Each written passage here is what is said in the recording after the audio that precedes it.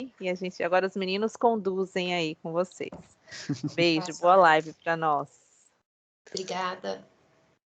Vamos lá, boa noite a todos. Agora a gente vai abrir a terceira live da nossa Mostra Cultural, Iluminarte. A gente está aqui com duas participantes que têm experiência e lidam diretamente, né, com o nosso tema, que são as vacinas. Como elas vêm do projeto e saem do projeto laboratório e chegam até os postos de saúde, chegam até o SUS. Boa noite, gente. Sou o Antônio, do segundo dia de administração. A gente está aqui hoje também com a Elaine Novaes, ela que é técnica em enfermagem, formada pela Biotec de Itanhaém. Atualmente está no terceiro ano da faculdade de enfermagem também. Já trabalhou no UPA e atualmente trabalha no Centro de Vigilância Imunológica de Itanhaém, voltado para a área da vacinação. A gente está aqui também com a doutora Ângela Amadeu, bióloga, mestre e doutora em imunologia pelo Instituto de Ciências Biomédicas da USP. Atualmente ela trabalha no controle de qualidade da Coronavac e da Butanvac. A gente queria agradecer a presença de todos aqui, os alunos, professores e as convidadas que puderam ceder o seu tempo para estar aqui. E também a gente queria relembrar que vai funcionar como a live. Vai ser 20 minutos para cada palestrante. E quando estiver acabando o tempinho, eu vou ligar a câmera na parte da Elaine e o Paulo vai ligar na câmera na parte da doutora. E nos 20 minutos finais vai acontecer a roda de perguntas de quem está assistindo, e é sobre isso. E só ressaltando aqui, se vocês passarem um pouquinho do tempo, não tem problema nenhum. Vocês podem terminar e concluir o raciocínio de vocês. Não tem nenhuma restrição quanto a isso. Então vamos lá, seguindo a lógica, né, do projeto, a doutora Ângela pode começar a falar. Tá, então vou compartilhar aqui a tela.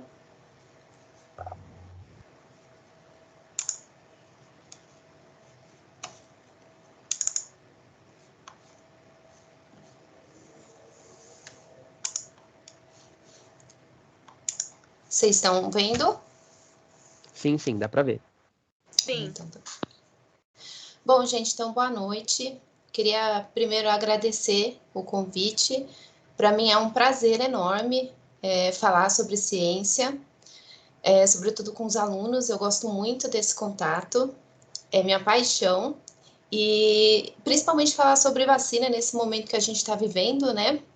É muito importante divulgar todo o conhecimento que a gente tem, né? E a importância das vacinas nesse momento. Então, para falar de vacinas, primeiro eu não poderia deixar de mencionar como que surgiu a primeira vacina, né?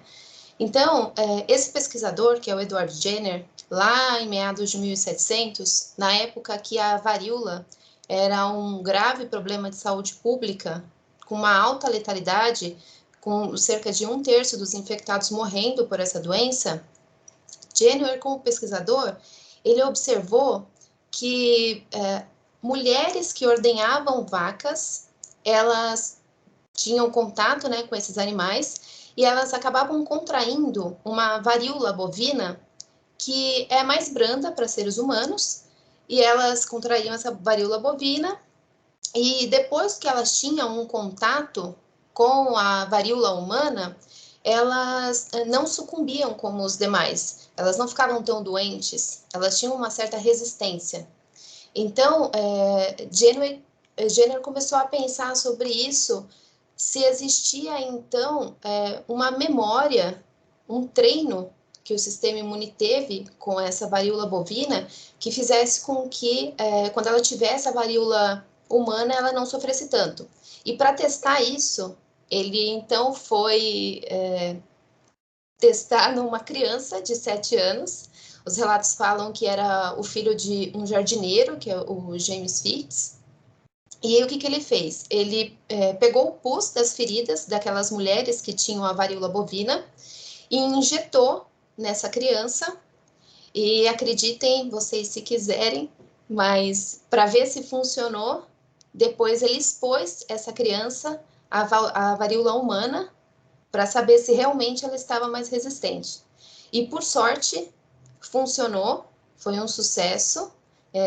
O menininho não morreu, ele estava realmente já imunizado, né, por aquele contato prévio com a varíola bovina.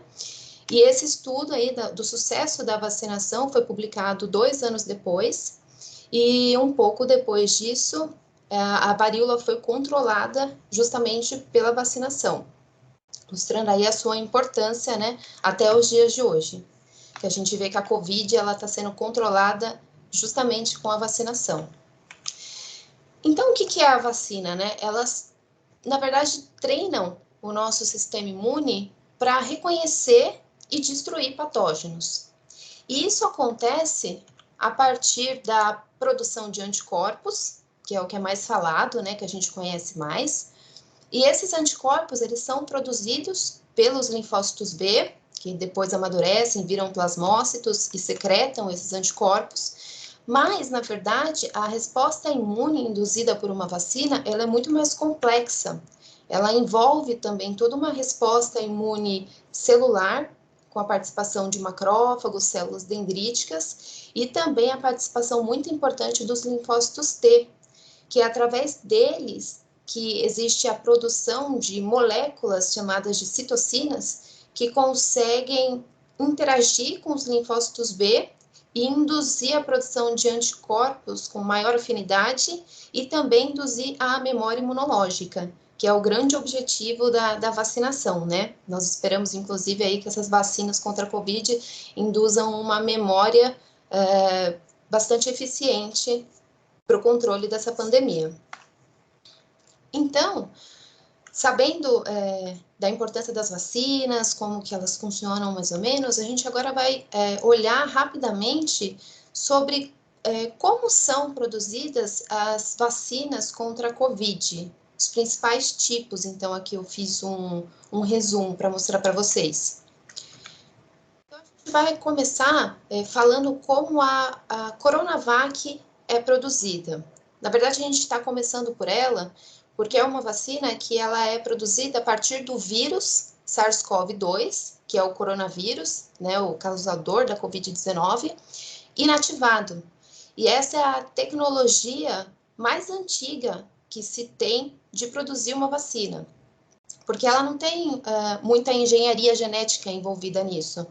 Na verdade, o vírus SARS-CoV-2, ele é isolado, e ele sofre uma multiplicação, uma replicação em culturas celulares, no caso de células Vero, que são células imortalizadas de rim de macaco, muito usadas para replicação viral. E esses vírus, então, eles replicam ali, multiplicam, e aí ocorre todo o processo, né, todo o processamento desse vírus, a purificação, a inativação viral, esterilização, e por fim se obtém os monovalentes, que na verdade é a vacina a granel antes dela ser envasada e rotulada.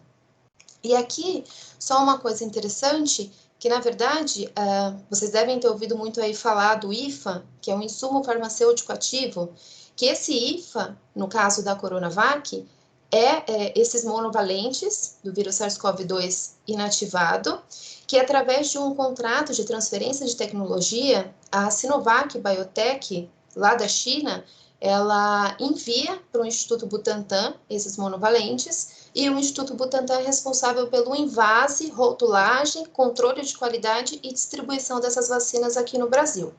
Então, para a Coronavac, nós precisamos, então, desse insumo farmacêutico ativo, oriundo da China, para que nós possamos, então, ter a nossa vacina distribuída.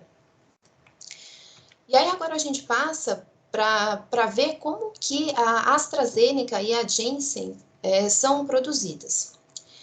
Diferente da Coronavac, que usa o vírus inteiro para induzir uma resposta imunológica, essas vacinas, a AstraZeneca e a Janssen, elas induzem a resposta imunológica contra a proteína S do vírus SARS-CoV-2. E como que isso acontece? um adenovírus, que é uma tecnologia já bastante conhecida, que é um vírus que causa resfriado leve em chimpanzés. Ele sofre alterações genéticas que fazem com que ele não se replique em células humanas, portanto, ele é um vetor viral não replicante e ele não é capaz de causar a doença, mas ele também foi engenheirado para que ele possa expressar a proteína S do SARS-CoV-2, fazendo então com que o nosso sistema imune produza anticorpos contra a proteína S, e se a gente tiver um contato posterior com o vírus, a gente possa responder e controlar essa infecção. Seguindo esse mesmo caminho da AstraZeneca e da Janssen, uma tecnologia parecida foi utilizada na fabricação da Butanvac, que é a vacina que ela possui insumo farmacêutico ativo totalmente nacional.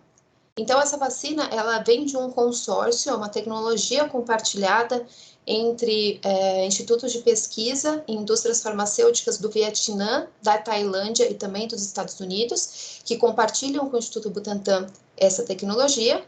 E o Instituto Butantan, por sua vez, eles cultivam esse vírus. No caso da Butanvac, o vírus ele se chama Newcastle Disease Virus, que é o NDV, que é um vírus aviário, que também não causa doença em seres humanos, que foi modificado geneticamente para expressar a proteína S do SARS-CoV-2. Diferente da Coronavac, que ocorre replicação viral em células, a replicação do Newcastle para a produção da Butanvac é realizada em ovos embrionados de galinha. E isso é uma coisa que facilitou muito a produção dessa vacina no Instituto Butantan, porque o Instituto tem uma expertise de anos na produção de vacinas utilizando ovos, porque é assim que a vacina da influenza é produzida. Então, a partir da replicação desses vírus em ovos, acontece a purificação dos vírus, né, ingredientes de sacarose, inativação, esterilização e a obtenção desses monovalentes que posteriormente vão ser envasados e distribuídos. Por fim, existe a tecnologia usada na Pfizer e na Moderna, que é baseada em RNA mensageiro. Então, o que significa isso? O RNA produzir um RNA sintético, que ele é capaz de ser traduzido em proteína S de SARS-CoV-2 dentro das nossas células. Então, uma vez que esse RNA entra na célula do imunizado, do vacinado, ele passa pela maquinaria ribossomal das nossas células, que são as organelas responsáveis pela tradução de RNA em proteína. Então, assim, um mito que se tem, né? Essas vacinas podem entrar no núcleo das nossas células, intercalar com DNA e causar alguma mutação. Isso não ocorre, porque, na verdade, o RNA mensageiro, ele não entra no núcleo, ele fica ali no citoplasma e, através do ribossomo, ele é transcrito em proteína. E uma vez que a proteína S ela foi transcrita, ela vai ser reconhecida pelo nosso sistema imune e anticorpos vão ser produzidos contra ela. E aí, essas vacinas, na verdade, elas passam por diversas etapas para que haja um acompanhamento da sua efetividade e segurança. A primeira etapa da pesquisa clínica com vacinas é a fase que a gente chama de pré-clínica, que é essa fase laboratorial, de pesquisa de desenvolvimento, testes in vitro e, principalmente, o teste dessa nova vacina em animais de experimentação, para testar que ela é segura antes de ser inoculada em um ser humano. E aí, posterior à fase pré-clínica, quando você sabe que a vacina é segura, a gente parte então para a fase 1, que é essa nova vacina, ela é utilizada na imunização de voluntários sadios, e nessa primeira etapa é onde acontece a primeira seleção da dose ideal desse imunógeno e a melhor via de administração.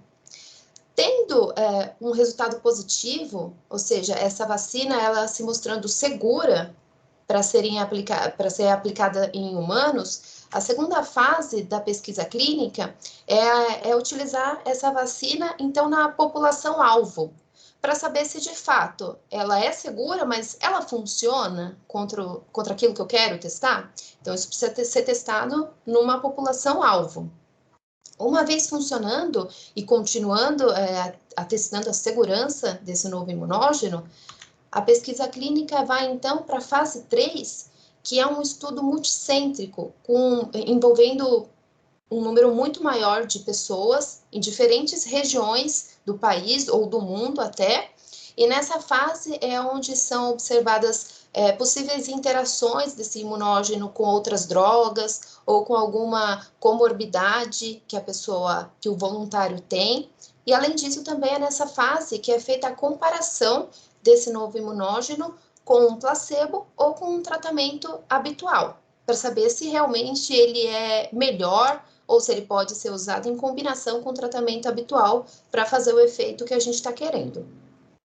Se os resultados dessa fase 3 forem positivos, essa vacina, então, ela vai ser aprovada por órgãos regulamentadores, no nosso caso aqui no Brasil, pela Anvisa, e aí, então, inicia a fase 4 da pesquisa clínica, que é a farmacovigilância, que significa o quê? É um acompanhamento em grande escala e a longo prazo dessa vacina, dessa vacinação. Então, nessa fase são observados os efeitos adversos, outros fatores de riscos que ainda não tinham sido contemplados nos estudos de fase 2 e 3, e também novas indicações desse produto.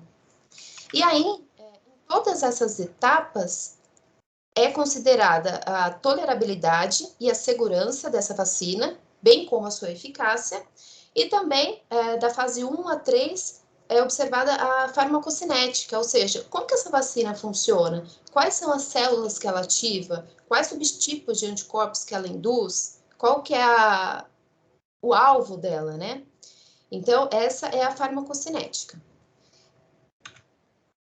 E aí, puxando esse gancho da pesquisa clínica, saiu recentemente uma publicação sobre a Butanvac, que ela está em fase clínica 1 na Tailândia, que mostrou que num estudo randomizado, controlado por placebo, 210 voluntários tiveram 2 doses da Butanvac no intervalo de 28 dias, e através dos testes foi visto que essa vacina ela é segura, então ela não causa efeitos adversos importantes, ela é extremamente imunogênica, e o mais legal, ela induz a produção de anticorpos neutralizantes, ou seja, anticorpos que realmente funcionam para controlar aquele vírus.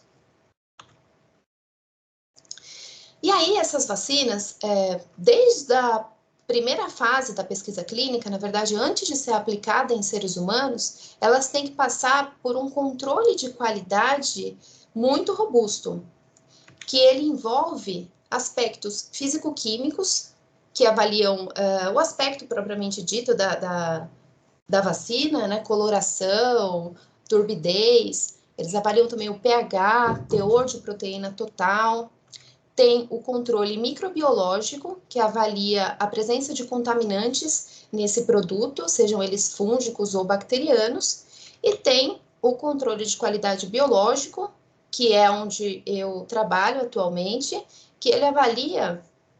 Eu posso falar agora especificamente da Coronavac e da Butanvac, no Instituto Butantan.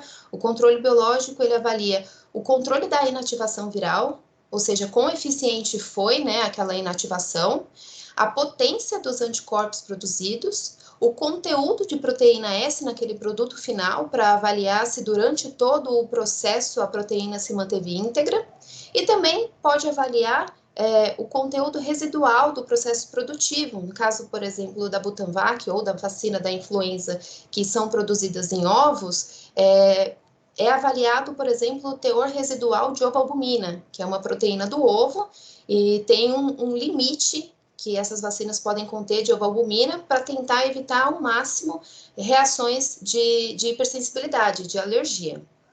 Então, desses testes do controle biológico, esses 3 aqui que eu comentei com vocês, a potência e conteúdo antigênico e residual, eles são feitos por uma técnica chamada ELISA. e eu vou falar um pouquinho com detalhes dessa técnica para vocês. Então, o que é o ELISA, né? Ele é um ensaio imunoenzimático ligado à enzima. O que significa isso, né? Na verdade, é uma reação antígeno-anticorpo que, através da mudança de coloração da reação, vai te dizer se você tem ou não o seu antígeno de interesse em determinada amostra. Esse teste de ELISA, ele acontece para ver N antígenos que você queira. Eu vou dar o exemplo aqui como que a gente avalia a potência dos anticorpos que foram gerados através da vacinação. Então, como que a gente faz isso? A gente utiliza camundongos, injeta a vacina nesses animais e após um período é feita a coleta e processamento do sangue desses animais para a obtenção do soro, que é onde se encontram os anticorpos. E esse soro a gente, então, vai avaliar por ELISA para avaliar se a vacina foi eficiente ou não.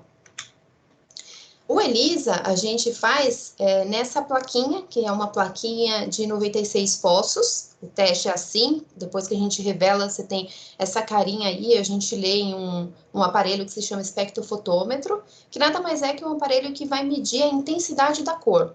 E aí, essa intensidade, o que significa, para vocês entenderem melhor, eu vou explicar o que acontece dentro de cada pocinho dessa placa, num ELISA. Então, por exemplo, a gente está querendo só mencionar esse exemplo da potência dos anticorpos. Então, eu quero saber se a minha vacina está funcionando e está induzindo a produção de anticorpos. Então, o que eu faço? Então, esse aqui é um exemplo de um pocinho daquela placa de ELISA, que ele é tratado para que tenha adesão a proteínas. Então, a primeira etapa, eu faço a adsorção, ou seja, eu faço com que uma proteína de interesse grude nessa plaquinha. Então, no caso, é uma proteína comercial de SARS-CoV-2, a proteína S, que a gente coloca nessa plaquinha, e aí ela vai se ligar ao fundo dessa placa. Por lavagem, o excesso é removido, a gente bloqueia os sítios remanescentes para garantir que a ligação que a gente está vendo é específica. Então, são só realmente anticorpos específicos para a proteína S que vão ligar aí nessa plaquinha. E aí a gente coloca o soro dos animais que a gente coletou lá dos camundongos imunizados, a gente coloca o soro desses animais nessa plaquinha, e esse soro, ele contém uma infinidade de anticorpos contra N epítopos, né? Eles têm afinidade para N coisas. E a gente quer saber se parte desses anticorpos reconhecem o coronavírus. Então, esse soro é colocado, e se o camundongo tiver produzido anticorpos contra essa proteína, esse anticorpo vai se ligar, os demais vão ser removidos, e aí, em seguida, a gente coloca um anticorpo comercial que vai detectar essa ligação, e aí ele se liga ao anticorpo lá, anticoronavírus, e depois a reação ela é observada pela adição de uma substância que é o cromógeno, que inicialmente ele é transparente, e se existir uma enzima lá desse anticorpo que foi ligado, ele vai transformar esse substrato em uma coloração amarela ou azul,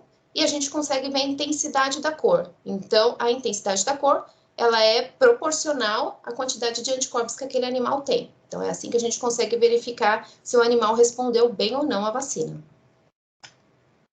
Bom, eu espero que eu não tenha passado muito do tempo.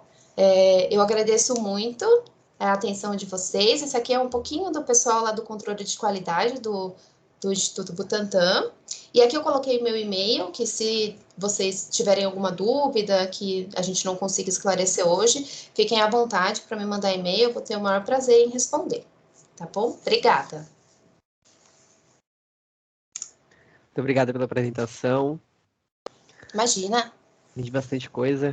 Acredito que o pessoal também tenha tirado bastante proveito.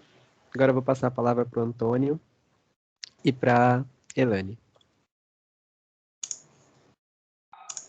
Obrigada, doutora, por se dar esse tempo e apresentar aqui para gente. Agora vamos conversar um pouquinho com a Elaine, tudo bem?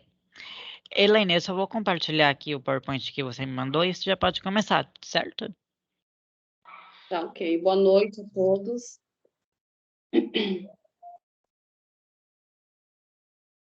Bom, o slide foi meio improvisado, tá? Porque eu consegui fazer uma hora a mais, uma hora atrás.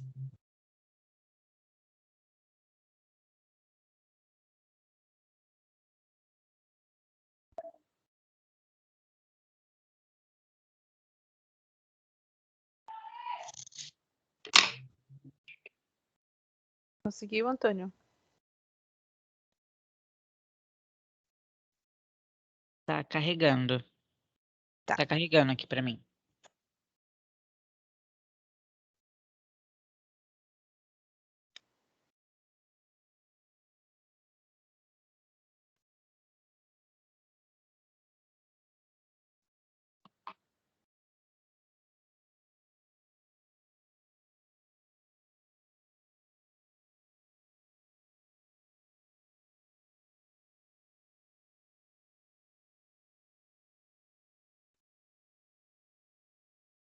Apareceu para mim que já foi. Apareceu para vocês?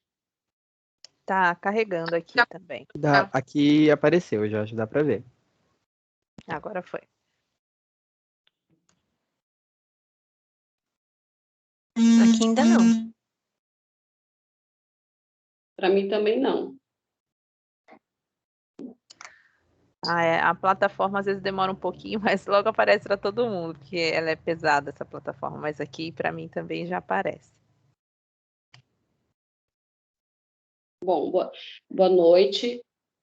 Eu vou falar um pouquinho da distribuição, né, que na parte que eu trabalho, né, que é a distribuição. Eu trabalho aqui no município de Itanhaém, né. Então, vou comentar, falar um pouquinho do meu trabalho, né? Pode passar.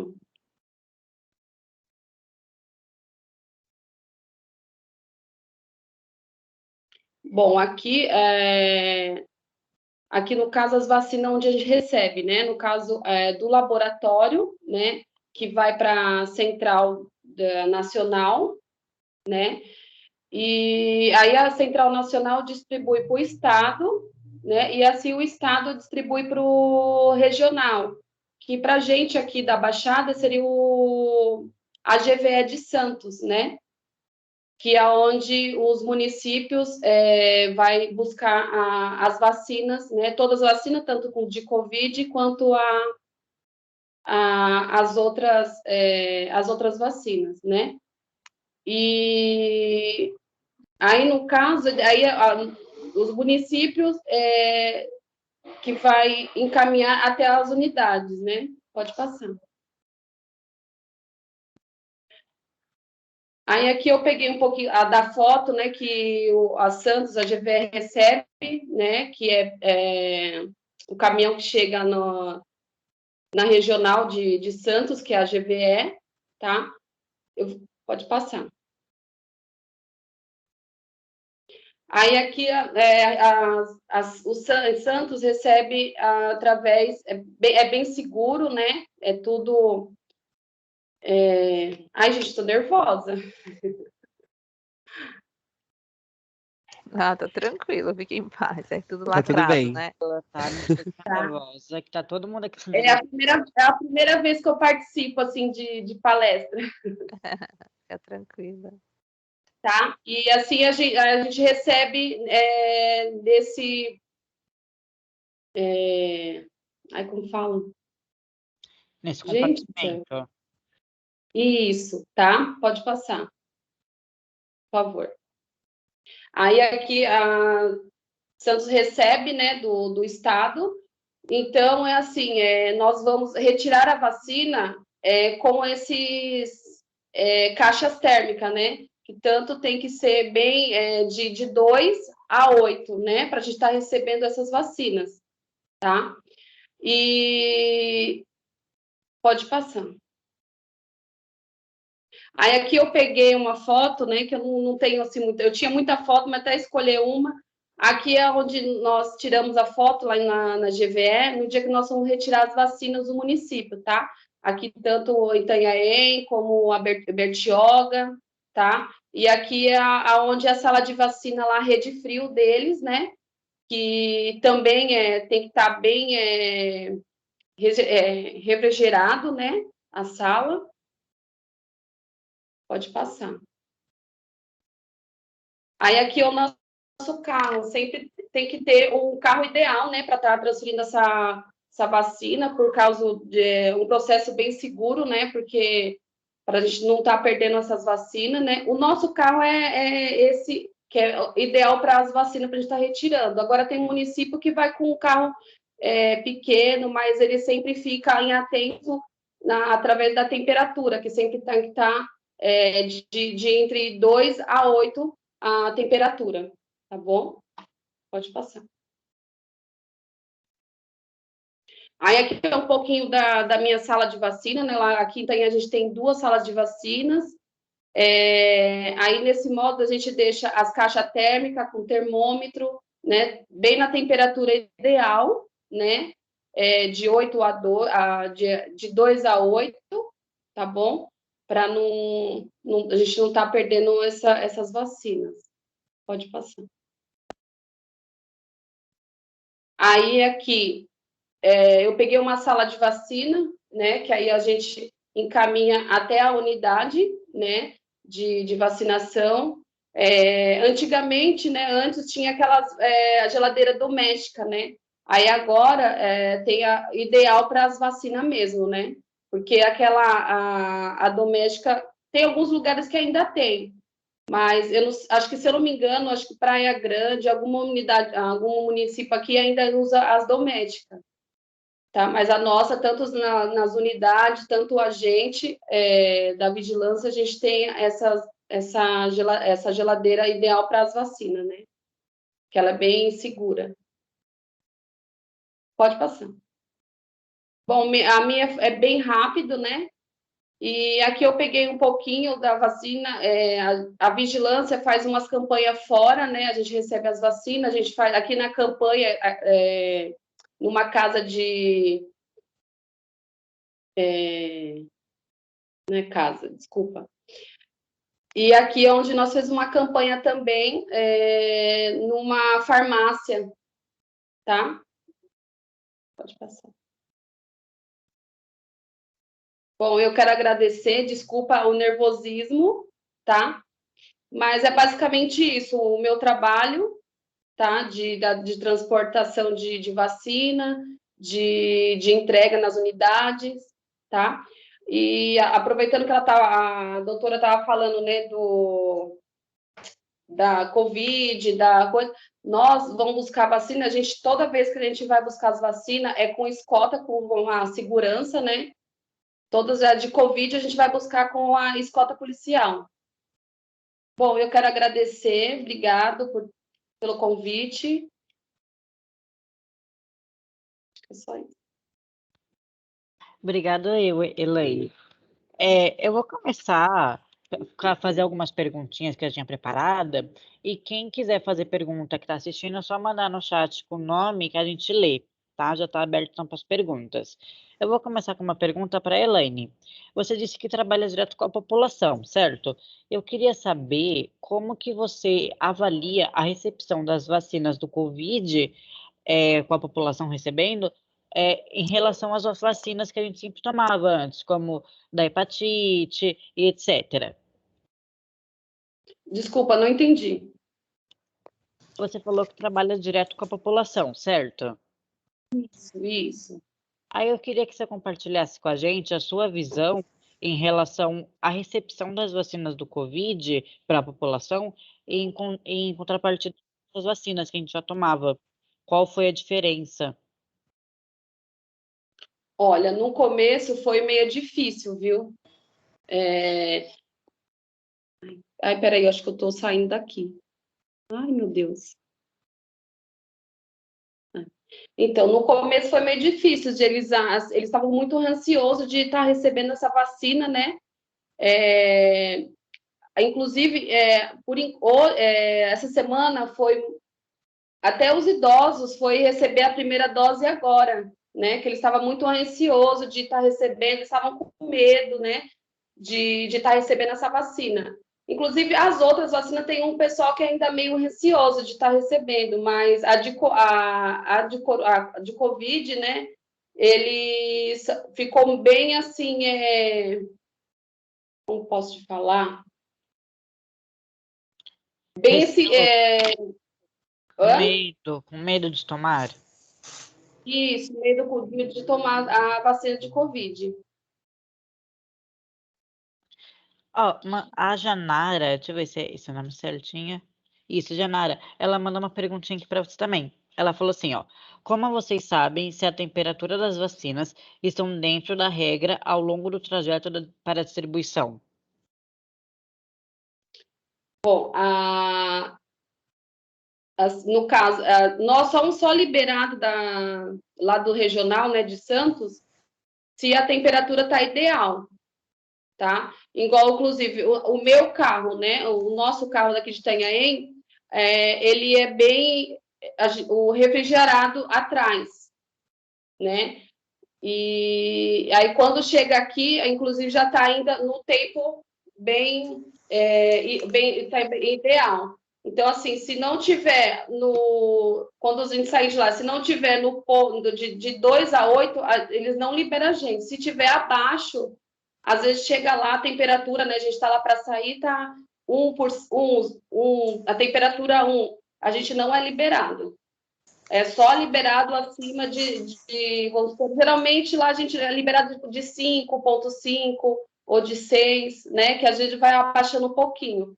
Agora, os outros carros, que antes a gente não tinha esse, né? A gente sempre tinha que estar observando para a gente não estar ou aumentando ou abaixo, né? Agora, no caso, se estiver aumentando, a gente sempre leva uns gelocos a mais. Perfeito. Eu acho que o Antônio deu alguma travada no notebook dele. Eu vou prosseguir com as perguntas. Dessa vez para a doutora Ângela, da Ianca. Ela gostaria de saber sobre as vacinas, né?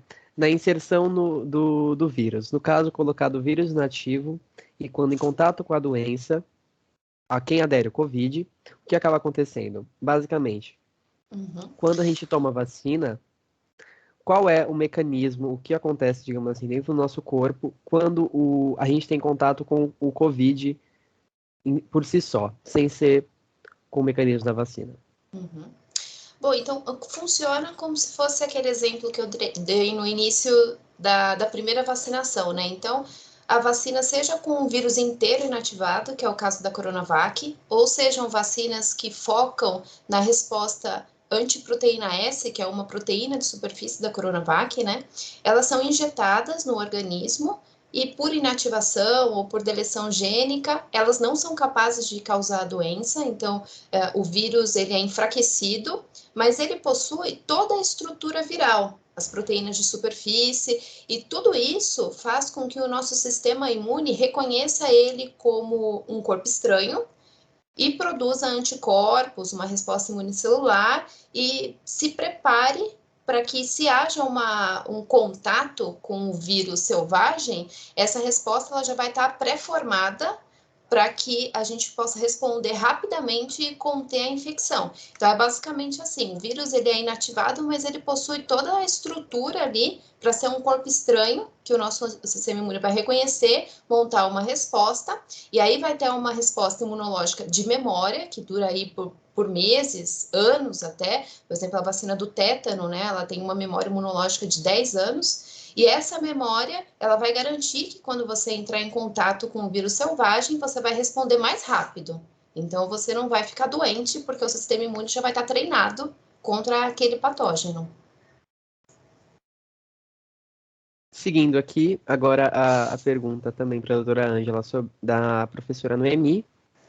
Ela fez duas perguntas. Inicialmente, ela perguntou sobre o status da pesquisa da Butanvac. Em qual fase ela estaria? Oi, a Noemi, na verdade, foi que entrou em contato comigo. Eu agradeço, Noemi, viu, pelo contato. Eu gosto muito de divulgar ciência e, para mim, foi ótimo. Obrigada. Então, como está a fase da Butanvac? A gente, na verdade, está também na fase de pesquisa clínica 1, como lá na Tailândia, e os estudos estão sendo feitos em Ribeirão Preto em Minas e mais um estado, que eu não estou me lembrando, mas são 3 estados aqui no Brasil, onde já foram recrutados voluntários e estão recebendo a Butanvac, e a gente está especificamente nessa fase de teste da melhor dose. Então, a gente tem formulada mais de uma dose da Butanvac, e aí, através dessa pesquisa clínica em fase 1, eles vão, então, bater o martelo de qual é a melhor dose para ser selecionada para vacinação. Mas já está acontecendo, sim, aqui no Brasil. Com isso, eu acredito que também já tenha respondido a segunda pergunta, né? Que ela perguntou se estaria sendo feita alguma pesquisa clínica no Brasil. Então, seguimos para a próxima. O Antônio também conseguiu voltar. Se já tiver tudo estável, você pode ler. Paulo, lê essa daqui que eu ainda estou arrumando as coisas aqui, por favor. Perfeito. Então, vamos lá. Em relação ao desenvolvimento da vacina para o Covid, e era até uma das perguntas que eu tinha separado para fazer também, porque eu vejo que muita gente tem muita dúvida em relação a isso. O desenvolvimento dessa vacina, ele foi muito rápido, ou ele está dentro, digamos assim, da normalidade, né? Porque a gente sempre teve aquela ideia de que vacina demora anos e anos e anos, e até muitas vezes décadas para ser desenvolvida. Quais, mais ou menos, seria o processo que permitiu que a gente conseguisse chegar no nível de tecnologia onde a gente consegue produzir uma vacina em 1 ano e que ela seja segura para toda a população? Olha, são muitos pontos, né? O primeiro deles é o aporte financeiro, né? Vai muito dinheiro para pesquisa, para produzir uma vacina como essa, e na verdade, por conta da pandemia, foi um esforço mundial. Então, aí o dinheiro não era mais o problema, né? Porque aí Estados Unidos iniciou, a Inglaterra também. E sobre a tecnologia, na verdade, a grande maioria da tecnologia das vacinas empregadas na Covid, elas já existem há muito tempo. Então, no caso da Coronavac, que eu falei para vocês, é o mais arcaico sistema que já existe, que é inativação do vírus, replicação e o vírus utilizado inteiro para imunizar as pessoas. Mas um outro bom exemplo é a vacina da AstraZeneca, que é baseada em adenovírus, que, na verdade, ela vem sendo estudada desde 2012, que, na verdade, os pesquisadores de Oxford queriam produzir uma vacina baseada em adenovírus contra o MERS, que é aquele outro coronavírus que causou uma epidemia no Oriente Médio. Então, na verdade, eles já estavam com toda essa plataforma pronta para produção dessa vacina. Então, quando surgiu essa pandemia do SARS-CoV-2, eles praticamente alteraram ali aquela porção genética que era do MERS e colocaram do SARS-CoV-2, e aí foi produzido em grande escala. A parte da pesquisa clínica é a parte mais demorada, porque um estudo, quanto mais tempo ele levar, mais dados você tem da eficácia, da segurança, das interações, das comorbidades que têm efeito positivo ou negativo nessa vacinação. Mas, no caso da Covid-19, que estava matando tanta gente, as vacinas, elas, na verdade, atestavam a segurança dela, e a eficácia foi sendo comprovada com o tempo. Então, foi mostrado, olha, ela é segura, não vai matar ninguém. Então, vamos testar, aqui funcionar, a gente está no lucro. Então, é basicamente isso. E pensando numa doença nova, como é a Covid-19, ter plataformas de vacinas baseadas em diferentes tecnologias é muito bom, porque aí a gente tem também uma chance maior de uma delas, ou a gente espera que todas, funcionem de alguma forma para conter essa epidemia, essa pandemia.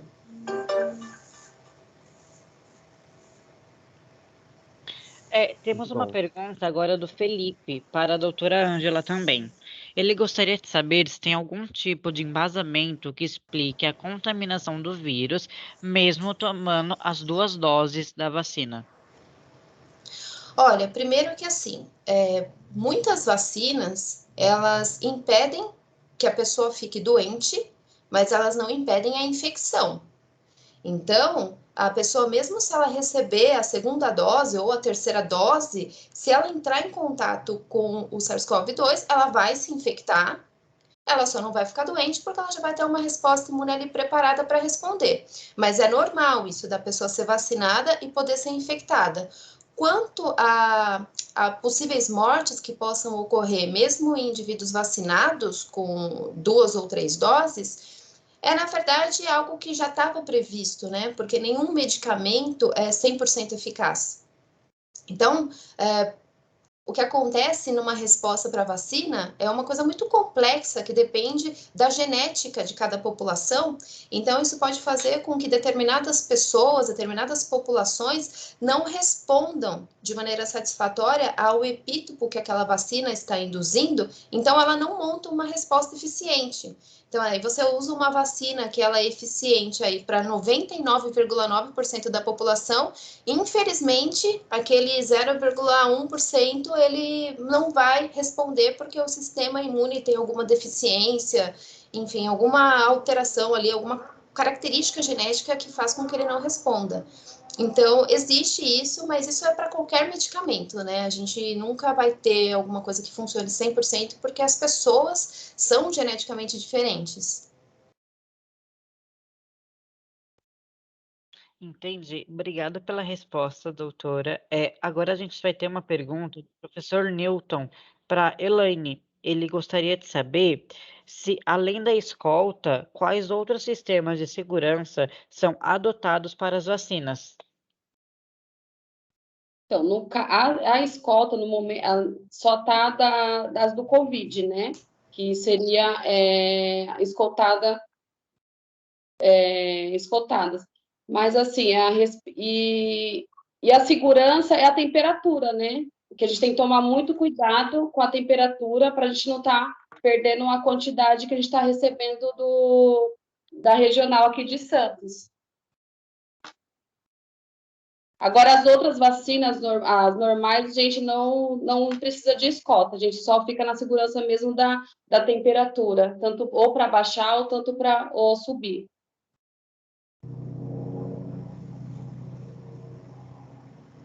Entendi. Obrigada pela resposta, Elaine. Agora, a professora Patrícia gostaria de fazer também uma pergunta. Eu não sei se ela vai querer abrir o microfone ou vai colocar no chat. Oi, eu vou abrir sim. Boa noite mais uma vez, pessoal. Eu queria um pouco, na verdade, em primeiro lugar, eu queria fazer uma pergunta para a doutora Ângela. Uma pergunta, desculpa ser um pouquinho polêmica, mas eu acho que é uma discussão necessária no momento que a gente está vivendo, né? A gente sabe que existe aí um movimento que cresceu nos últimos tempos, o chamado movimento antivacina, né, que vem falando dessa história de, enfim, criando teorias em cima da ciência, né, daquilo que a gente tem comprovação.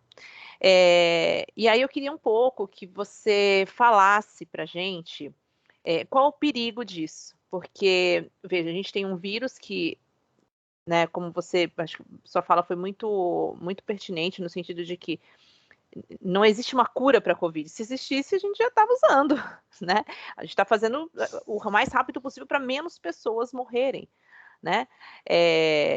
Mas é inevitável essa morte de um vírus que está sendo tão agressivo. Agora, quando a gente tem um movimento que trabalha anti essas aplicações de vacina, né, contra essas aplicações de vacinas, a gente não pode esquecer que existem outras doenças. E aí, a gente também, como a gente não conhece esse vírus, né, ao todo, a gente tem algumas pesquisas e tudo, assim, tentando agilizar, é uma situação emergencial mesmo.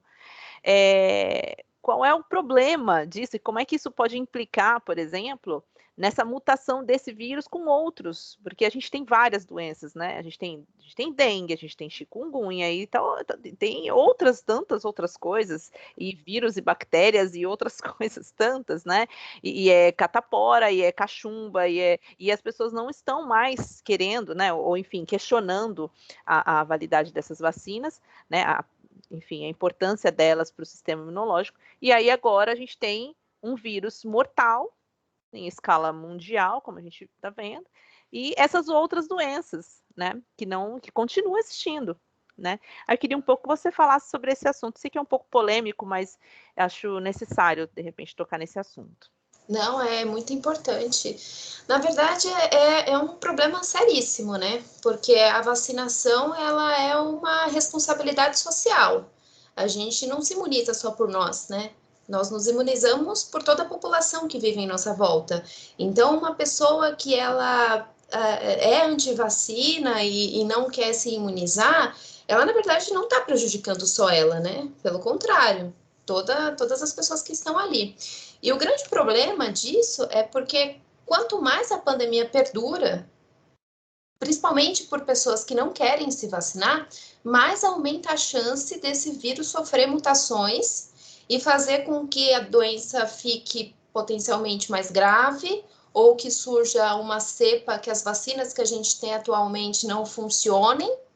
Então, é um perigo muito grande. Assim, felizmente, apesar de todo esse movimento anti-vacina, a gente tem uma parcela da população que, aqui em São Paulo, que mais de 60% já teve a segunda dose, né, foi imunizada, e aí isso faz o que a gente chama de imunidade de rebanho. Então, mesmo que uma parcela da população não receba a vacina, ela vai acabar sendo protegida, porque a grande maioria foi imunizada e responde bem ao vírus, e não fica transmitindo esse vírus por um longo período, logo essas pessoas que não foram imunizadas vão estar protegidas também. E aí é isso que as pessoas às vezes têm a falsa impressão, né? Eu não tomei a vacina, mas não precisava, eu não fiquei doente. Mas, na verdade, provavelmente você não ficou doente porque 90% das pessoas aí que moram na sua cidade tomaram a vacina, né? Por isso que você não ficou. Então, é uma pena, assim, né, que a gente tenha esse tipo de movimento, mas sempre vai existir, né? Eu acho que quando um assunto ele é muito falado, muito polêmico, sempre tem alguns grupos que querem ter opiniões contrárias, mas acho que o nosso papel é sempre tentar divulgar a ciência da melhor forma, né? Valorizar os profissionais da saúde, os enfermeiros, por exemplo, que têm um papel tão importante nessa imunização, e fazer com que as pessoas, apesar do medo que elas têm, né, que elas acreditem na vacinação, porque muitas doenças que a gente poderia ter, né, a poliomielite, a varíola, não existem mais, não nos incomodam mais só por conta da vacinação, que não oferece nenhum risco, né? A gente tem alguma parcela que tem algum efeito adverso, mas todos os efeitos letais que foram vistos nos estudos clínicos não foram relacionados diretamente a nenhuma das vacinas disponíveis, porque, na verdade, tem um controle de qualidade muito grande, assim, para garantir que ela seja realmente segura e não cause nenhum mal. Então, o risco é imensamente, infinitamente menor do que você se expor ao coronavírus e poder desenvolver a Covid-19, né? Perfeito. Eu vou fazer minha segunda pergunta, vou aproveitar, deixa aqui para Elaine, né? Que eu acho que era um pouco também, que eu li em alguma pergunta ali também. No caso, quando vocês fazem essa busca, né? Vocês vão lá buscar a vacina e tudo mais, né? O professor até perguntou, né? Tem a escolta, mas enfim, quem fica ali o tempo todo controlando, né? Aí a minha dúvida é a seguinte: a Ângela, né, falando agora, né, dessa questão, a gente falando do movimento antivacina, como é que foi essa recepção, né? Você começou falando sobre isso, mas assim, chegou alguma situação um pouco mais complicada de chegar na hora a pessoa começar, enfim, quer escolher vacina, porque tem isso também, né? Hoje as pessoas querem escolher a vacina, a gente até brinca que é sommelier de vacina e tal. Então, como é que foi isso aí na sua prática, Elaine? Fala pra gente aí o que você. Como é que você vivenciou isso, né? Está vivenciando ainda, né? Tem muitos casos. Bastante, assim. né? Bastante. Eles não querem tomar Coronavac, não quer tomar. Eu quero tomar a Pfizer. Então, assim, é complicado, viu? Aí, é igual agora a terceira dose, né? Uns não querem tomar Coronavac, outros querem tomar a Pfizer, outros não querem misturar uma com a outra, né? E aí é complicado na nossa área. E quando é assim, vocês fazem o quê? A pessoa chegou lá e falou: não quero tomar, não vou tomar, quero a outra. Vocês têm uma orientação sobre Então, isso? para a gente sempre vem do Estado, do Estado, né? Venha específico a vacina, para tanto para a primeira dose, tanto para a segunda e tanto para a terceira, né? Inclusive, agora a terceira está sendo a Coronavac para os idosos, e para o profissional da saúde está sendo a Pfizer, né? Então, eles estão bem assim, não quero, então assim, mas veio essa para a segunda dose, veio essa para a terceira. O que nós estamos fazendo agora no momento nós falamos assim, espera um pouco, você não quer tomar essa vacina agora que veio para essa faixa etária, então você vai esperar a outra leva, né, para a gente estar aplicando essa vacina. Tem uns que esperam, não, eu vou esperar, tem outros que falam, não vou esperar, então essa eu tomo. Aí tem uns que acabam esperando a outra leva, se vinha, principalmente agora na terceira, né? Se vinha a Coronavac ou a coisa, eles esperam. Uns não querem esperar acabar tomando, né? Aí a gente explica direitinho e eles acabam tomando. Assim, mais uma pergunta também para Elane, vinda do Eduardo. Ele disse que quando o pai dele foi tomar a terceira dose da vacina, aqui mesmo no município de Praia Grande, ele disse que sangrou bastante. Ele perguntou se é normal isso acontecer, se isso ocorre, sei lá, se é recorrente, ou se, sei lá, foi alguma aplicação, não sei, que às vezes a mão do técnico de enfermagem, até mesmo do auxiliar, vai um pouco mais pesada e acaba machucando, ou geralmente sangra mesmo. Bom, é difícil, né? É difícil, mas acaba sangrando sim. Já aconteceu isso comigo, né? Mas eles ficam meio desesperosos, né? Porque tá sangrando, mas assim, às vezes, na hora de tirar a agulha, às vezes pode estar pegando um vasinho, né? Mas até então é normal, viu? É normal. Até esse dia, quando eu fui tomar a terceira dose, sangrou e eu fiquei bastante roxa, né? Mas, entanto, é normal.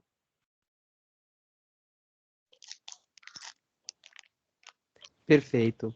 Eu acho que a Bianca tá com a mão levantada. Se você quiser abrir o microfone e falar, fica à vontade. Obrigada. Boa noite, pessoal. Eu queria fazer uma pergunta novamente para a doutora, que eu fiquei na dúvida. Tem diferença entre as vacinas para vacina ou são todas iguais devido aos vírus? Acho que são 3 ou são 4. Na verdade, elas são diferentes, né? Então, a gente pode separar entre as vacinas de Covid que eu comentei, entre a Coronavac, que é a vacina que usa o vírus inteiro inativado. Então, aí você vai gerar uma resposta imunológica contra várias proteínas ali daquele vírus. Isso é uma vantagem, se você for parar para pensar em mutações. Porque se o vírus sofrer alguma mutação em uma proteína X, o anticorpo, o sistema imune produziu anticorpos contra as proteínas Y, Z. Então, é uma vantagem de você ter uma vacina com o vírus inteiro, como é o caso da Coronavac.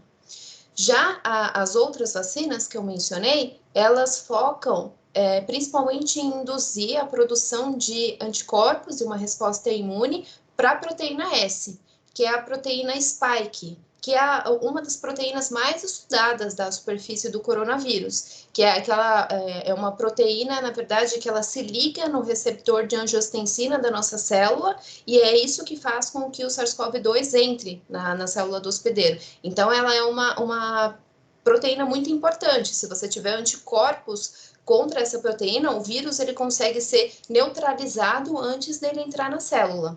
Então, de coronavírus contra a Covid-19, são essas duas principais abordagens. Então, você tem vacinas que focam em proteínas específicas e a vacina que foca no vírus inteiro, que produz anticorpos contra várias proteínas virais.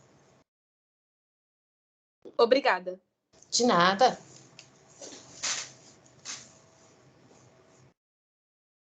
Agora, seguindo um apontamento aqui da professora Noemi, ela trouxe que o termo, né, imunidade de rebanho, ele foi utilizado no passado de uma forma inequivocada, né, que ele surgiu no começo no contexto da vacinação, quando ainda era algo muito, digamos assim, com um certo tabu, um estigma muito grande sobre esse assunto. E aí ela trouxe que esse termo poderia ser substituído por cobertura vacinal. É isso mesmo? Sim, sim. É porque o que acontece, né? Na verdade, a imunidade de rebanho, que eu quis dizer, é justamente pela cobertura vacinal, que é o correto. Então, esse termo cobertura vacinal é bom porque ele não gera duplo sentido, né? Porque no começo da pandemia surgiu essa história de imunidade de rebanho, mas querendo que as pessoas se imunizassem com o vírus selvagem. E isso não existe. Porque, assim, quantas pessoas, quantas pessoas morreriam tendo contato com esse vírus selvagem para induzir uma resposta de rebanho? E, na verdade, a gente viu que isso não existe, né? Porque tendo mais pessoas infectadas, você vai gerar um número de mutações tão grande que não há sistema imune que vai reconhecer tudo aquilo a tempo hábil da pessoa não morrer. Então, realmente, o termo correto é cobertura vacinal para quando a gente quer designar a imunidade de rebanho. Ela tem que ser feita, essa imunidade de rebanho, apenas por vacinação. Não tem como induzir que as pessoas fiquem doentes para gerar uma imunidade de rebanho. Isso realmente não é inviável, é até antiético. Perfeito. Com isso a gente já traz mais ou menos um outro ponto. Eu acredito que tenha sido respondido pela sua afirmação de agora, mas eu vou reforçar. Que foi perguntado pelo Ezequiel. Ele perguntou se teria como ficar completamente imune ao Covid, porque vem circulando muitas variantes, né? E aí é onde a gente reforça, não nesse momento específico, mas há uns meses atrás, quando a vacinação ainda estava caminhando com passinhos bem lentos e a gente ainda não tinha alcançado a cobertura vacinal mínima, digamos assim, não era tão satisfatória, era tão importante o distanciamento social, que evitava essa circulação, porque quanto mais o vírus pode circular, mais mutações genéticas aparecem e mais variáveis surgem. Só esclarecendo um pouquinho dessa pergunta. Então, aí ele perguntou, né? Tem como ficar imune ao Covid? Se o vírus não sofrer mutação, tem. Né? Se a gente, na verdade, tiver uma boa vacinação e grande parcela da população se imunizar, a gente vai ficar sim resistente e vai conter a disseminação, e com isso a gente para também as mutações, né? Mas é importante também dizer que, mesmo com a vacinação, como eu comentei, que mesmo vacinado você pode se infectar e pode transmitir para uma pessoa que ou não se vacinou, ou uma pessoa que não respondeu bem à vacinação e não produziu uma resposta imunodeficiente. Então, apesar de você se vacinar com o ciclo completo, as regras de distanciamento social e higiene pessoal, elas têm que ser mantidas, porque você garante que você não vai transmitir aquele vírus para mais ninguém. E aí você bloqueia essa transmissão, que bloqueia também essas mutações excessivas. Então, eu sou daquelas paranoicas por álcool, né? Minha mão, assim, porque eu não parei de trabalhar durante a pandemia, acho não, tenho certeza, a Elaine também não, né? Teve que ir presencialmente durante o pico da pandemia, e assim, eu sempre mantive muito cuidado, máscara o tempo todo, álcool, lavando as mãos sempre, e eu nunca peguei Covid. Então, é eficiente esses cuidados, mesmo que você tenha que sair todos os dias, contato com outras pessoas, se você mantiver um distanciamento seguro, muitas vezes não dá, né? A gente sabe que às vezes a gente pega o metrô, não tem como ficar longe, né? Mas se a gente manter sempre de máscara, higienizando as mãos, evitando colocar a mão no rosto, isso funciona muito bem. E tomara que a gente até adquira esse costume, né? Porque países asiáticos que têm muitas infecções respiratórias, eles já estão acostumados, né? As pessoas dão um espirro, eles já colocam máscara mantém um distanciamento para que aquilo não propague. Então, tomara que esse aprendizado se mantenha aqui para a gente também.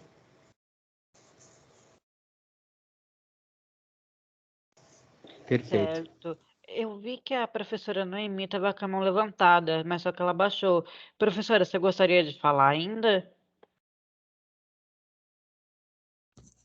Oi, gente, posso falar pelo microfone? Acho que é mais fácil. Pode sim.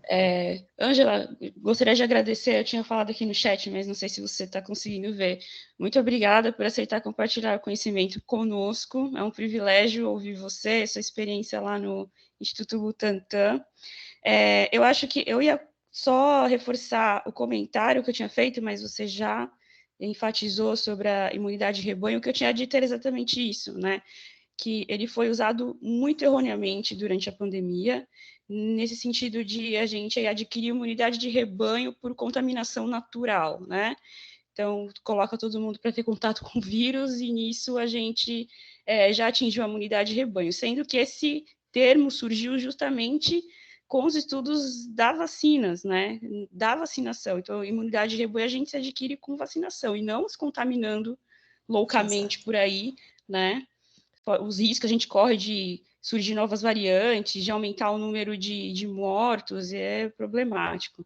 E só aproveitando o gancho que você tinha comentado sobre, a aluna tinha perguntado as diferenças, né, entender melhor as diferenças entre as vacinas, as tecnologias, e eu gostaria de ouvir de você se você tem alguma informação sobre a resistência a mutações, né? Então, por exemplo, a gente tem as novas variantes.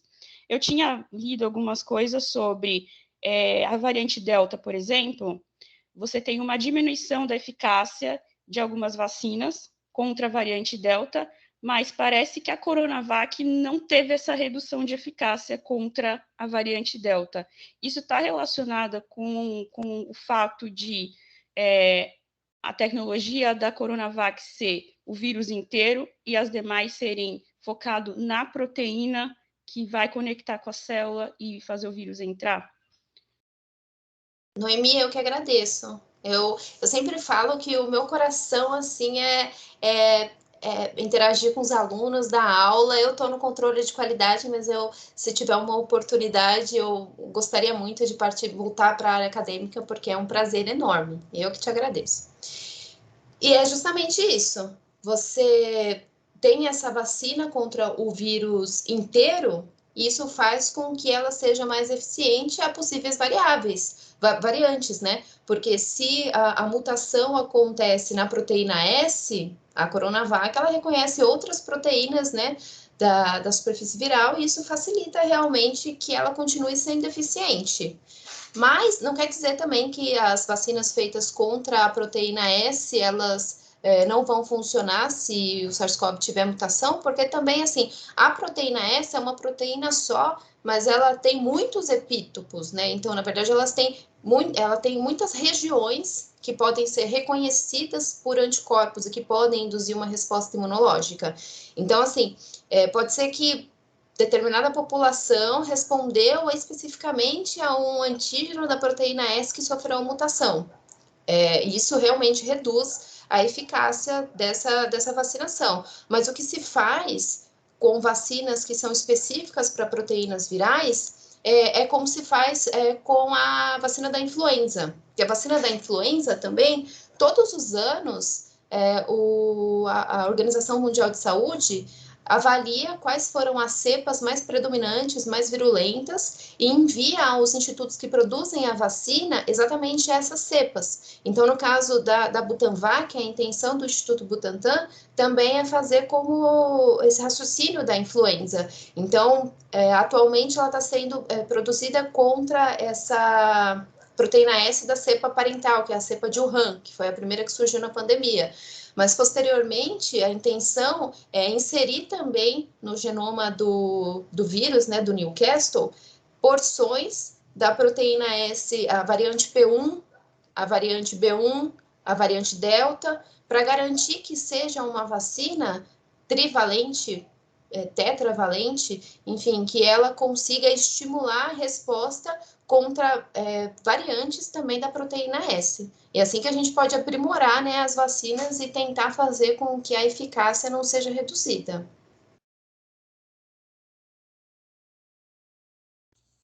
Muito obrigada. Imagina. Agora tem uma pergunta aqui no chat do Felipe, que é ou para a doutora Ângela ou para a Elaine, que ele perguntou assim, se tem alguma previsão da terceira dose aqui para as outras faixas etárias na Praia Grande, no Litoral Sul. Se tem alguma previsão. A Elaine acho que pode falar melhor. Tem alguma novidade, Elaine? Elaine, você está mutada. Desculpe. Você pode repetir para mim, por favor? Desculpa. Ó, ele perguntou assim, tem alguma previsão para a terceira dose para as outras faixas etárias de idade aqui no Litoral Sul? Qual a idade? Então, agora no momento nós estamos entre a terceira dose de 60 anos acima, né? E os adolescentes é de 12 a 18. Ainda no momento a gente não está na previsão ainda das outras faixas etárias, porque assim que sai lá no estado, que aí eles repassam para a gente, mas ainda no momento não tem previsão.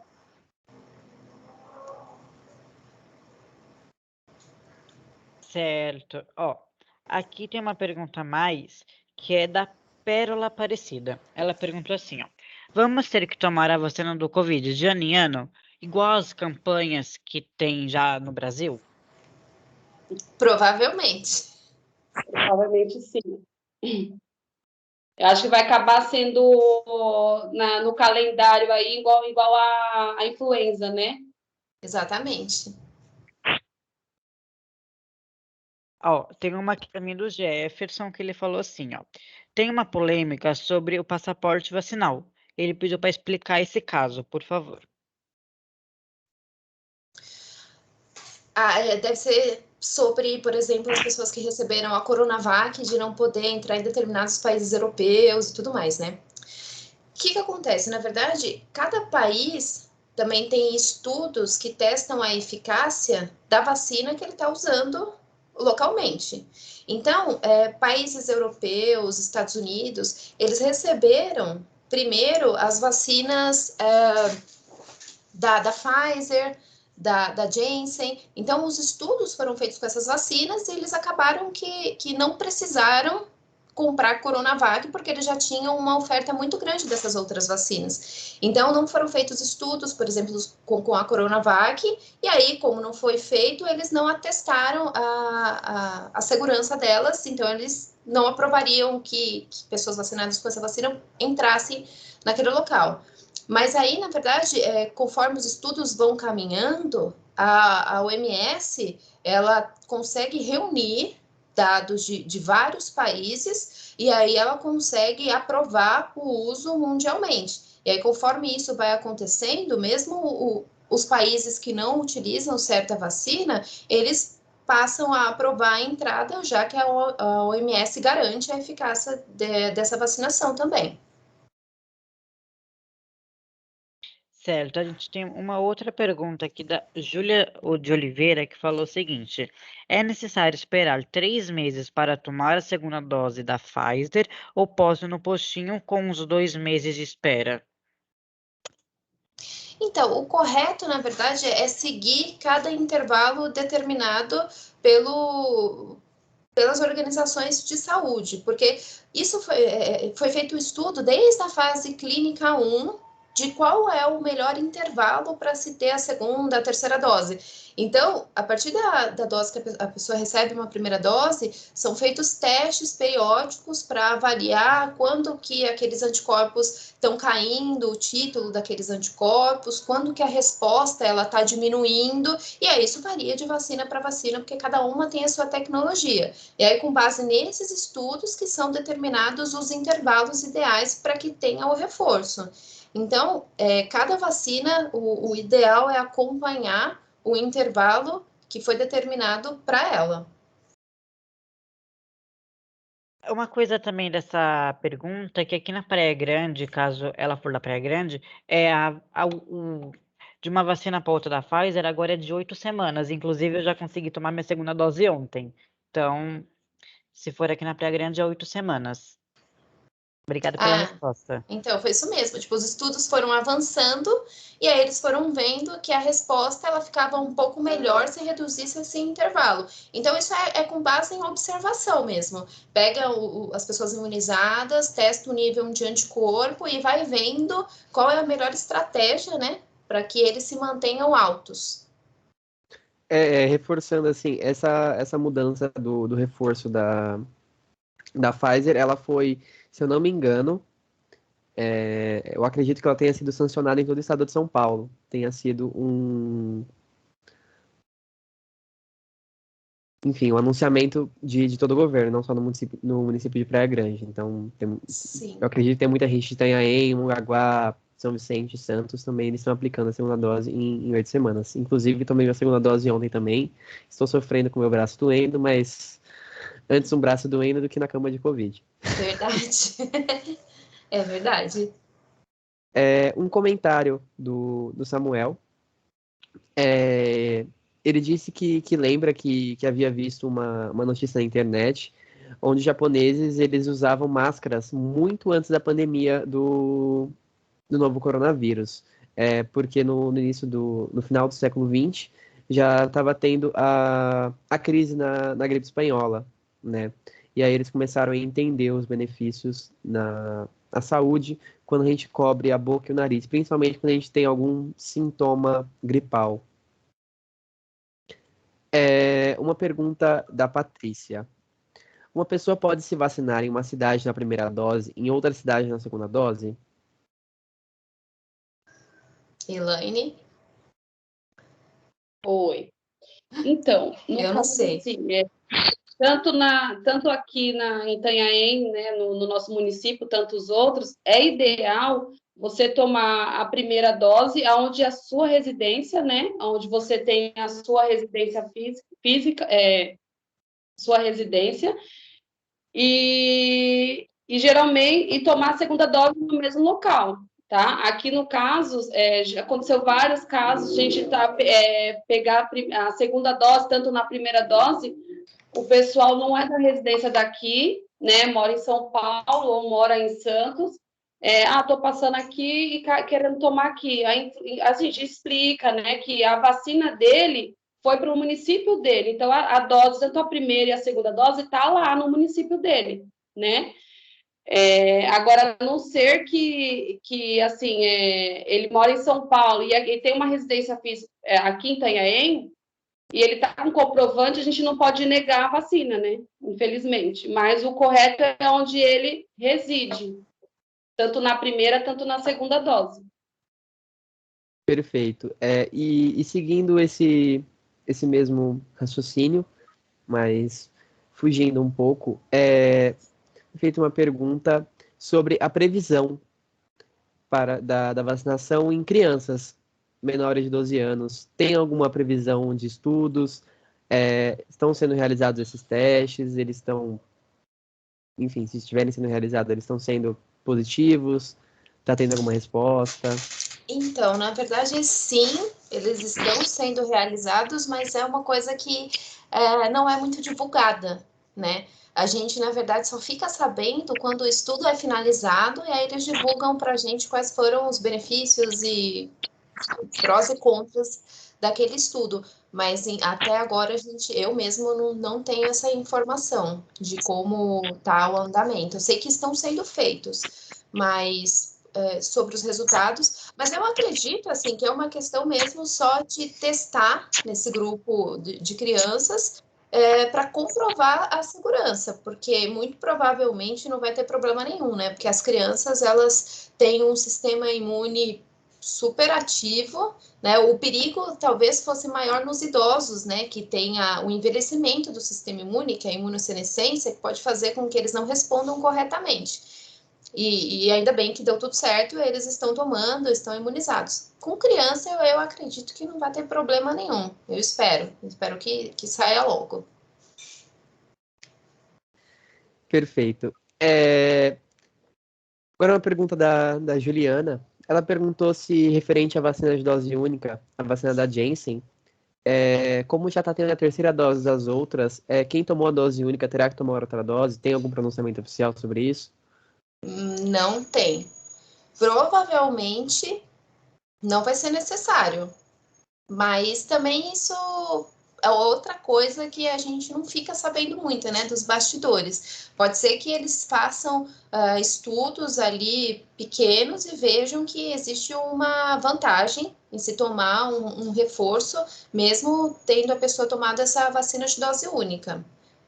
Tudo na ciência, né, é tudo testável. A gente acha, mas a gente só vai ter certeza depois que realmente testar nas pessoas e a gente ver se funciona ou não. Perfeito. Agora mais uma pergunta do Felipe. Ele perguntou se a máscara de pano, ela realmente reduz a contaminação do vírus, ou melhor, seria outro tipo de máscara com filtro melhor. E qual seria o maior impacto na sua crença de tornar um hábito o uso de máscaras em centros públicos, principalmente em locais fechados e com aglomeração? Então, a primeira pergunta sobre a máscara de pano, elas são sim eficientes, mas o que acontece é que às vezes tem tecidos muito finos, que eles têm poros muito grandes e pode ser que gotículas acabem passando, né? Por isso que muitas máscaras de pano, elas têm uma camada dupla de pano para tentar bloquear, né, esses pequenos furos que possam vazar as gotículas. Mas além disso, as máscaras de pano têm estudos que são feitos mostrando que elas têm uma vida útil, né? Então, dependendo do tecido, ela pode ser lavada 100 vezes que ela mantenha a eficácia. Outros tecidos podem ser lavados mais vezes. E aí, no geral, elas funcionam sim, mas tem que só ter esse cuidado em, se for um tecido muito fino, utilizar uma que tenha dupla camada, não deixar ela ficar tão velhinha, porque de muito lavar o tecido vai ficando mais fininho mesmo, né? Mas elas funcionam, sim. E a outra pergunta é sobre o uso de máscaras, né? Eu acho que assim, se a gente adquirir o hábito, como lá os ocidentais, de ter algum sintoma gripal e usar máscara, eu acho que só vai trazer benefício, né? Que a gente vai impedir que outra pessoa fique doente sem necessidade. Se for um costume, acho que não custa nada, né? Se a gente tiver esse hábito.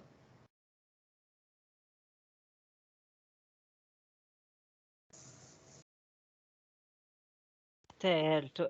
Obrigado pela resposta, né, da pergunta. Eu até ia ler, só que você já acabou já lendo. Eu gostaria agora de fazer uma pergunta para ambas convidadas, que é: por que a gente pode confiar nas vacinas? Por que a gente pode confiar? Queria saber também, por favor.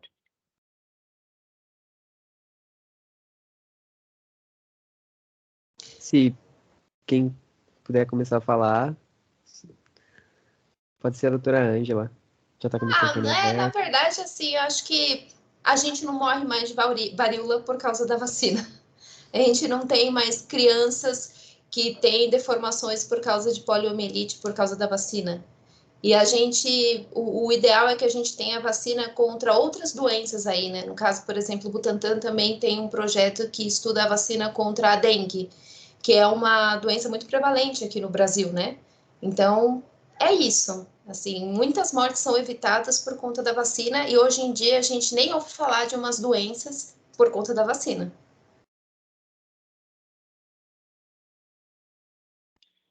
Elaine, você pode comentar também um pouquinho, por favor, da sua visão? Eu concordo com a doutora, né? A vacina salvou muita gente. No início mesmo eu fiquei meio ansiosa de tomar a vacina, né? Mas é uma previsão, né, para a gente, né? Assim, tantas vacinas que veio atualizando, que veio antigamente era poucas vacinas, né? Foi abrangindo muito as vacinas e salvou bastante vidas, né?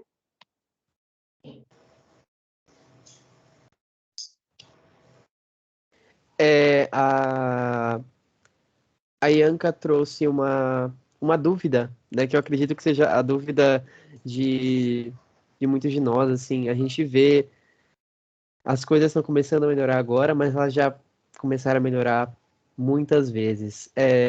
Será que algum dia, e seria esse dia um futuro próximo ou ainda está muito distante, o dia que a gente vai poder se livrar das máscaras e voltar, digamos assim, a vida ao quase normal? Porque normal e ser como era antes, a gente sabe que nunca vai ser, depois de uma cicatriz dessa. Mas tem alguma previsão, algum levantamento?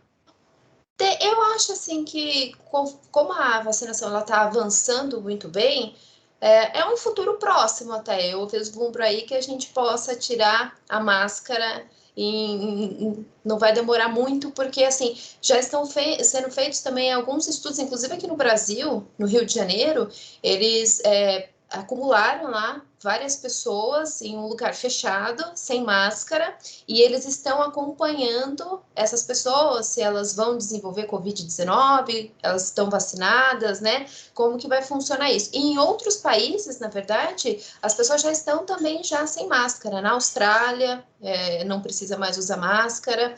E então, assim, o que a gente precisa só garantir é que mais de 90% da população esteja vacinada para que esse vírus pare de circular. E eu acho que isso não vai demorar muito tempo, não. E acho que a gente vai conseguir, sim, em breve, poder ver, assim, uma carinha do outro pessoalmente, né? Porque a gente nem sabe mais como é que é isso. Temos uma última pergunta aqui da Mariana Cardoso. Ela falou o seguinte: ainda sobre as máscaras, vejo muitas pessoas usando 2 máscaras no dia a dia.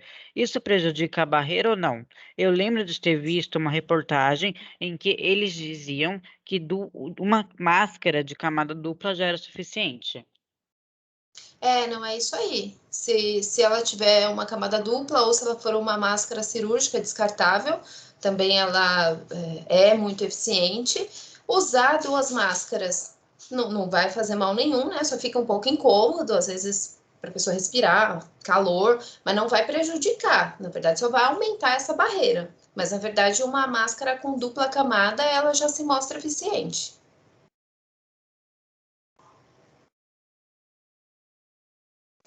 Obrigada pela resposta. Também gostaria de agradecer a todos que estão.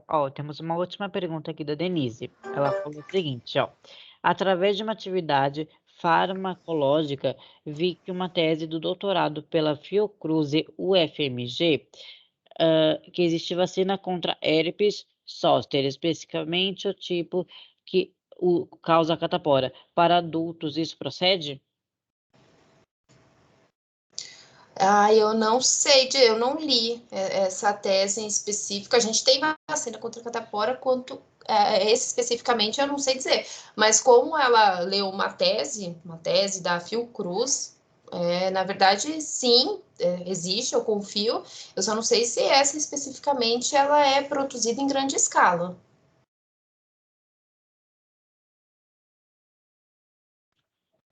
Entendi.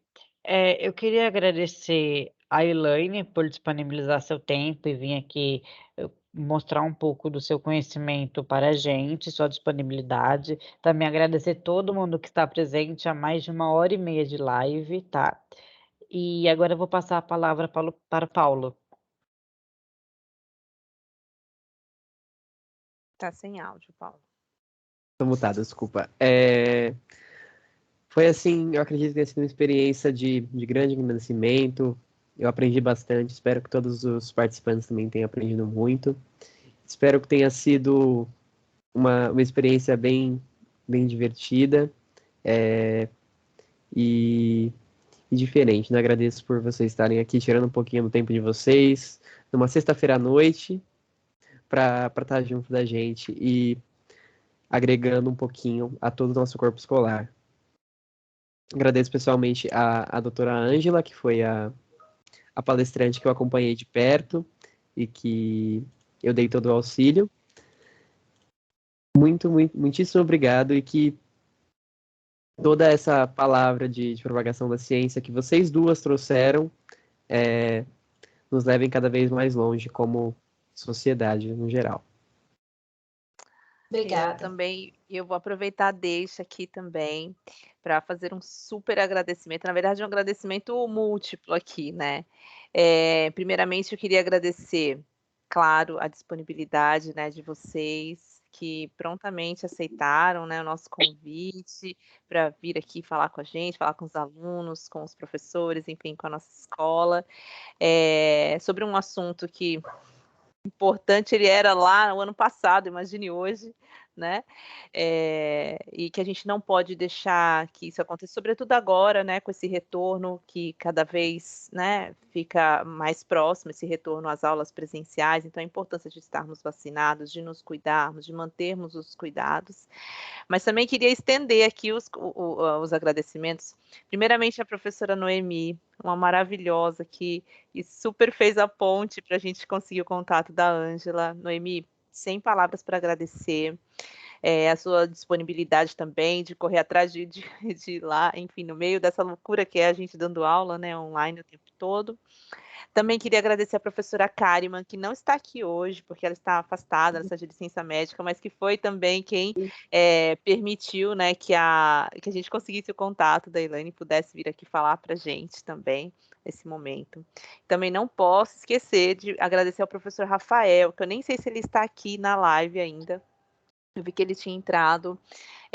O Rafael também, nossa, gente, ele correu, assim, acho que ele deve ter entrado em contato com tudo quanto centro de distribuição logística, enfim, para a gente tentar conseguir falar, porque foi super difícil achar mesmo alguém que falasse sobre essa questão da distribuição das vacinas, e o professor Rafael super se disponibilizou, entrou em contato com várias pessoas, mas esse processo logístico é super fechado também, até por motivos de segurança, entendo, né?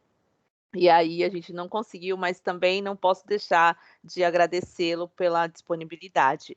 E aí, mais uma vez, né, obrigada, Elaine, por ter aceitado o convite, foi muito legal, porque é isso, né, mostrar essa sua... você está ali, né, com a população, né, a pessoa que chega ali e fala, eu não quero tomar, isso aqui não é ruim, não é ruim, é isso, né, que é tão difícil, né, hoje. É difícil, a gente tem que ter um jogo de cintura ali para estar... que a gente está bem ali de frente. Mas eu também quero agradecer pela oportunidade, tá? Foi tudo assim em cima da hora, mas deu tudo certo, tá? Quero agradecer pela oportunidade. Muito obrigada. E eu que agradeço, a gente que agradece, né? Os alunos também incríveis aí que conduziram, né, a mediação da live. Ângela, mais uma vez, incrível sua fala também. Acho que também tirou muitas dúvidas, né, que estavam aqui, vocês viram, né? Muitas dúvidas pairando, que é um pouco da dúvida de todo mundo, né? E importantíssima essa conversa. Então, só agradecimentos mesmo. A gente chegou a 120 pessoas aqui assistindo, então a gente conseguiu aí reverberar bem essa conversa e espero que ela produza muitos frutos. Eu agradeço muito a oportunidade e o convite. Foi realmente um prazer estar aqui com vocês. Isso que agradece. Agradecer também ao pessoal que está aqui, né, gente, assistindo, né, galera que ficou aqui, olha, perguntou, foi super legal o bate-papo aqui, o chat ficou o tempo todo fazendo elogios, comentários e perguntas. Olha, foi incrível. Eu também. Professora, eu só queria lembrar o do print que você pediu para lembrar, para tirar vamos tirar o print da live. Vamos tirar o print não tem foto, né, gente? Agora tem que tirar só print agora é print, não tem mais foto. Vamos tirar foto não tem selfie, agora é print. Então vamos lá, tirar um print da live aí. 1, 2, 3 e... Aê! Depois eu mando para vocês também, tá bom? Tô guardando todas essas selfies aí. Gente, muito obrigada mais uma vez. Boa noite. Boa galera noite. que está aqui ainda, os alunos que permanecem aqui, ainda tem show de talentos para vocês assistirem os vídeos que deixamos lá, o flashback dos professores, né? Então, vocês ainda têm umas atividades para acessar. As nossas convidadas queridas, muito obrigada, boa noite. Esse horário, né? Todo mundo cansado, já depois de um dia de trabalho. Obrigada. Muito obrigada. E os meninos aí que conduziram Obrigada. super bem, parabéns também. Parabéns Tchau, pros gente. meninos. Uma boa noite. Tchau, boa Beijo, noite. gente. Tchau, Boa gente. noite. Obrigado. Boa noite. Até a Boa próxima. noite. Até.